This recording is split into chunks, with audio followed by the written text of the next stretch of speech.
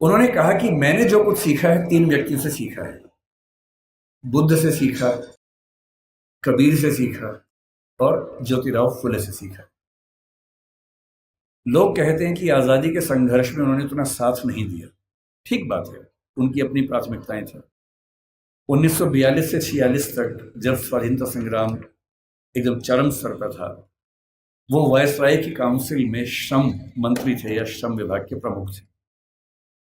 आज हम कहते हैं कि भारत में जो श्रम सुधार हैं, श्रम सुधार का मतलब किसी भी व्यक्ति को नौकरी पे रखेंगे तो कम से कम इतना वेतन देना ही होगा। न्यूनतम वेतन बोलते हैं, मिनिमम वेजेस बोलते हैं। प्रोविडेंट फंड बोलते हैं कि जब कोई व्यक्ति रिटायर हो तो उसको कितना पैसा मिलता है एक साथ। यदि कोई व्यक्ति 8 घंटे से ज़्यादा काम करता है, उसको अतिरिक्त वेतन मिलना चाहिए, ओवर टाइम की पेमेंट मिलनी चाहिए। ये सारे श्रम सुधार जिस व्यक्ति ने किए हैं भारत में, वो डॉक्टर अंबेडकर हैं। इसलिए वो जिम्मेदारी केवल दलित समाज की नहीं है, देश की सारी महिलाओं की भी है, देश के सारे मजदूरों और नौकरी करने वालों की भी है।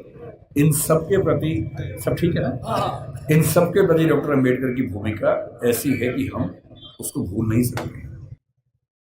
अंतिम बात, आपकी स्थिति को देखते हुए जल्दी खत्म करते, उनसे हमें क्या सीखना चाहिए? क्या सीखें उनसे? उनसे हमें मुख्य रूप से 3-4 बातें सीखनी है।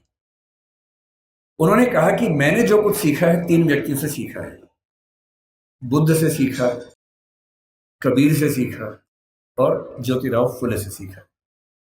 सच बात है कि उन्होंने अपनी माँ भीमा बाई से भी बहुत कुछ सीखा, क्योंकि माँ ने ही सिखाया था कि भूल के भी झगड़ा मत करना, पढ़ना। और उनकी जिंदगी में एक टर्निंग पॉइंट ये भी था कि जब उनकी माँ की मृत्यु हो रही थी तो कोई वैद्य उनके घर तक नहीं आए, क्योंकि वो अछूत महिला थी।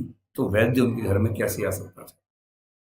और तब उनको लगा कि मेरी माँ जिस रोग से मरी वो तो चलो एक दैहिक रोग था, पर ये समाज जिस मानसिक रोग से ग्रस्त है उसका इलाज जरूरी है। और जीवन भर उन्होंने वो किया।